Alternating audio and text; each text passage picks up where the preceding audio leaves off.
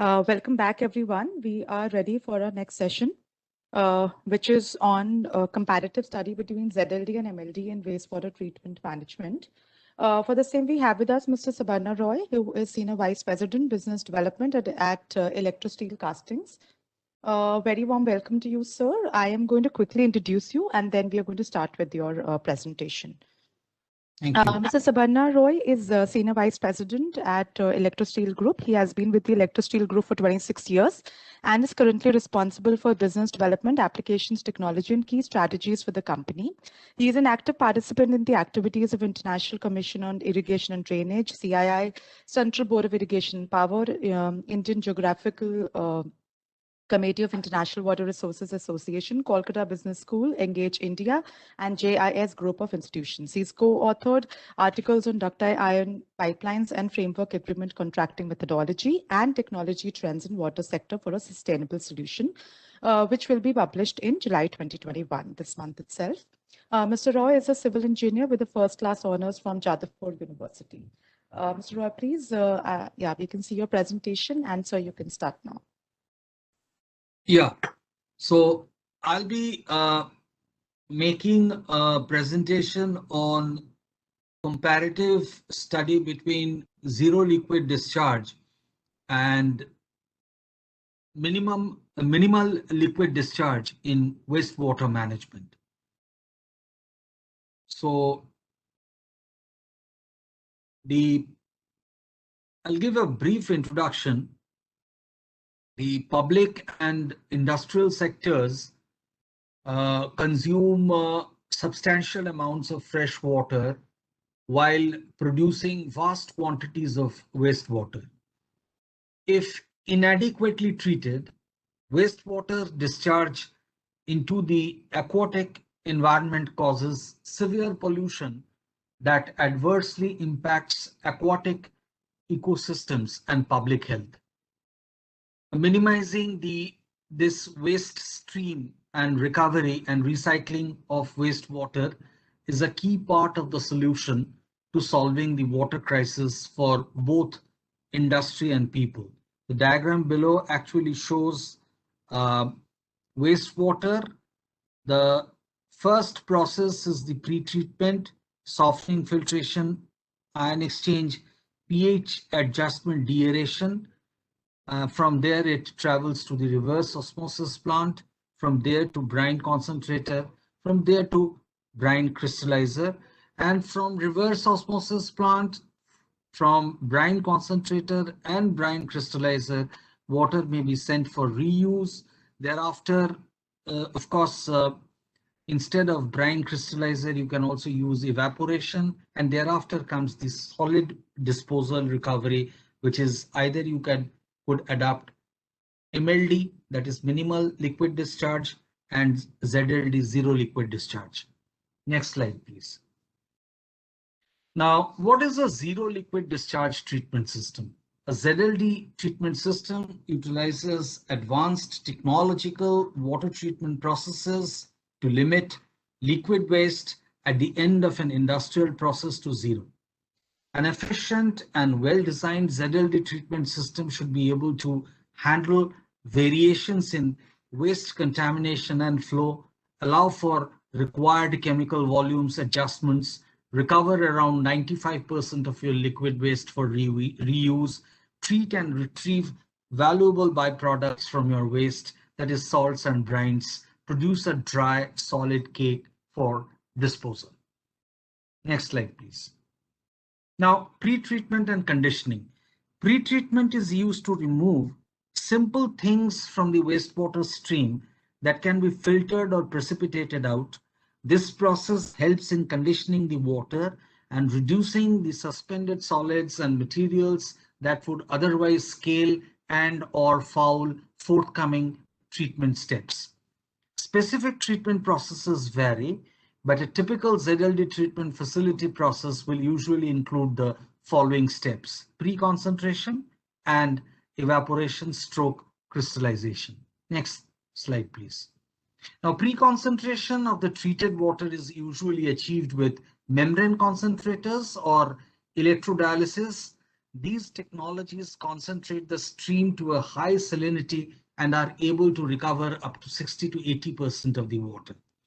Evaporation and crystallization, the next step with thermal processes or evaporation, evaporates all the leftover water, collects it and drives it for reuse. The waste that is left behind then goes to a crystallizer which boils all the water until all the impurities crystallize and are filtered out as a solid. Now, pre-concentration of the liquid waste stream is usually achieved with electrodialysis or membrane processes, which consist of forward osmosis and membrane distillation. ED, FO, and MD can function efficiently with a much higher salinity content than reverse osmosis, 150,000 ppm, 200,000 ppm, 250,000 ppm, and 70,000 ppm respectively. Next slide, please. Yeah. Electrodialysis is a membrane process that uses electrodes to create an electric field which pushes negative and positive ions through semi-permeable membranes with attached positively or negatively charged species respectively. Electrodialysis reversal in EDR, the polarity of the electrodes is reversed several times an hour, and the fresh water and the concentrated wastewater are exchanged within the membrane stack to remove fouling and scaling. Forward osmosis is an osmotic membrane process with a semi-permeable membrane that, unlike reverse osmosis, doesn't use applied pressure in order to achieve separation of water from dissolved solutes like ions, molecules, and larger particles. In general, forward osmosis uses thermal and electrical energy. Membrane distillation is a thermally driven transport process that uses hydrophobic membranes. The driving force in the method is the vapor pressure difference between the two sides of the membrane pores, allowing for mass and heat transfer of the volatile solution components, for example, water. Evaporation and crystallization after pre-concentration of the waste stream. The next step is to use thermal processes or evaporation to generate solid and reuse the evaporated water. Evaporation is essentially heat transfer to a boiling liquid with the intent to concentrate a non-volatile solute from a solvent, which is usually water, by boiling of the solvent. The evaporation process normally stops just before the solute begins to precipitate, otherwise it is considered as crystallization. The exiting brine from the evaporator goes into a forced circulation crystallizer where the water is concentrated beyond the solubility of the contaminants and formed crystals. The result product is dewatered by a filter press or a centrifuge, and the water stream is returned to the crystallizer. The collected condensate, that is the water from the three steps, returns to the process, eliminating the discharge of liquids in the system. The solid waste at this point will go either to a landfill or for reusing. Now we come to minimum liquid discharge. Minimum liquid discharge is actually ZLD minus the evaporation and crystallization processes. Moreover, in MLD, the complex pre-concentration concentration processes are replaced by the following techniques, that is ultrafiltration and nanofiltration. In ultrafiltration, it uses a membrane barrier to exclude colloids, bacteria, and more for pre-treatment in demineralization, industrial water production, drinking water production, or wastewater use. Nanofiltration is a pressure-driven separation process positioned between reverse osmosis and ultrafiltration used to treat color and pesticides and to partially soften the water. Reverse osmosis is a pressure-driven separation process that reduces the smallest of solute particles and treats most ions and large molecules in the water. Ion exchange uses polymeric resins capable of exchanging ions. Applications include softening bulk demineralization, trace contaminants removal, and condensate water polishing, sorry. Now, this is a very important slide because cost of water recovery in dollars per meter cube uh, versus the water recovery, if you see in ZLD without MLD, it is around $12 to 13. It reaches in ZLD $12 to 13 per 1,000 gallon. Now, there are three stages: the primary wastewater reuse stage, then the minimal liquid discharge stage, and the ZLD. And in case of ZLD with MLD, you have $4 to 6.6 per 1,000 gallon. Now, let's come to the next slide where I will conclude. Now, basically, why ZLD? Decreased volume of wastewater lowers the cost of waste management, recycling water on site, thus decreasing the need for water intake and meeting with treatment needs, complete recovery of valuable materials from the waste stream. And why MLD? Capital cost and operating cost of ZLD systems are much higher compared to MLD systems. ZLD is technically much more complex than MLD. ZLD is not necessarily environment friendly as it requires additional materials and energy. Next slide. Yeah. Now we come to the conclusion. Not every industrial facility that produces wastewater will require zero liquid discharge. It is usually looked to as a last resort because it can be a complex process that requires a high initial investment. If a facility is located on a site that has severe water scarcity issues and/or astronomical discharge fees, it might be worthwhile to pursue, but in the instances it's not mandated. Some local and/or federal regulations might require ZLD. Careful consideration must be made as to whether or not it will benefit a particular facility. When local legislations concerning effluent discharge can be met, then MLD can be a better solution.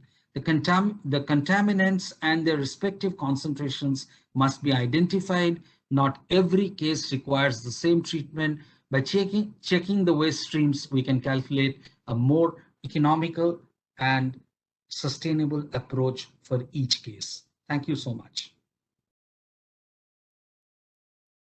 Thank you, sir, for a very interesting presentation. So I have a few questions for you from my side. So the first question is, like, we know that in India, most of the industries, and if we talk about the commercial and the industry players, they say that ZLD is a very costly concept, and that's why it is not very prevalent in India. So what is your take on that? Where do you think that a ZLD could be utilized, maybe in million plus cities where we have more industrial belts and all that? So where do you think ZLD could be more profitable? You see, as I have said, you have to look at each case on a case-by-case basis, and there is no straight-cut formula to say that ZLD would be best here or MLD would be best here. In a country like India, where waste recovery is in its initial and nascent stage, and where funds and budgets are a constraint, I think we should start with MLD and then gradually gravitate towards ZLD. Otherwise, what will happen? We will take upon ourselves a very big project with a very high cost, but the cost benefit ratio may not be as desired. Also, sir, given that land is limited in India and the municipal local bodies have a very, they have limited resources, financial resources with them. So which are the technologies you recommend for local bodies in India? You see, I would always recommend reverse osmosis, which already is in use in a major way in India, with some kind of pre-treatment processes that will make the reverse osmosis process more efficient, because there has been there has been some talk about the efficiency of reverse osmosis. If we actually couple the reverse osmosis process with some kind of pre treatment, which actually requires pH stabilization with some kind of ionic treatments, I think the reverse osmosis will give you the best cost benefit ratio in India to start with. Sir, could you also give some examples of some cities where, good technologies have been utilized for setting up the STPs and they were able to recover the cost. They have set up maybe digesters to recover energy. Yeah, So if you could give some examples of cities. in cities like you see, I'm from Kolkata. I can give you an example of Kolkata itself. The waste recovery plant in the Kolkata wetlands has recovered its cost and is running profitably. Maharashtra and Gujarat are great examples of good use of waste recovery systems. Chennai is also not lagging behind. So I think these are the areas where the at least the MLD systems have been used to best use in the country. Sir, I'm going to take this question from from one of the delegates. He says that though the capital cost involved in ZLD is high, how it can be scaled up in ETPs and STPs by having calculated the ROIs. You see, this is a long drawn process. Let me tell you, I mean, it's not a very simple question to answer off the cuff. One has to look at a specific case in hand, and then one should be able to explain it. Because in India, we have very little experience of ZLD on an ongoing basis, work in progress basis. It's in the European and the US and Japan that ZLDs have been put to use, and in some Middle East countries also.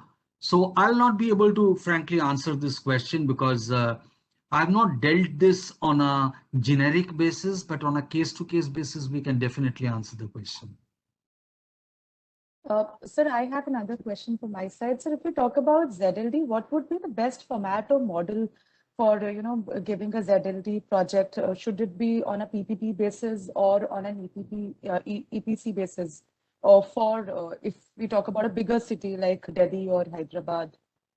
I think ideally it should be on an EPC basis, because then you would see that the construction phase of the project will be delivered quickly. And thereafter, I think, you see, you will have to have a hybrid model for having a success of these kind of plants today. If you go for a same model for the entire phase of the contract, you will not be able to deliver the projects on time. I feel the design, engineering, and the construction and the procurement phase should be done on an EPC basis. And thereafter, during the operation maintenance stage, a separate contract should be drawn with the same contractor or the designer, I mean to say the design contractor, who would be able to deliver the operation maintenance part of the contract on annual fees basis. With, of course, performance, with, of course, quantitative and qualitative performance parameters set in. Sir, in terms of treatment technology, is there any best practice that we could learn from our global, from other global countries? If any best practice or any case study that would be relevant for India. Well, there are a few practices from Israel one could rely upon, where both ZLD and MLD have been optimally used. One could rely upon these Israeli experience quite a lot. So one last question before I close this session, sir. If we talk about the outlook for sewage treatment market in the next 2-3 years, what do you see that where the maximum opportunity lie in India in sewage treatment market particularly? I'll have to tell you that West and South are the markets where Western India and Southern India are the markets for sewage treatment and sewage and wastewater treatment, where I think opportunities will come up in a major way in the next why 2 to 3 years, but 5 years. All right. I think on that note, I'm going to bring this session to a close. Thank you very much, sir, for your presentation and for answering all the questions that were raised by the delegates. And also thank you for sponsoring the conference. Thank you so much. Thank you. With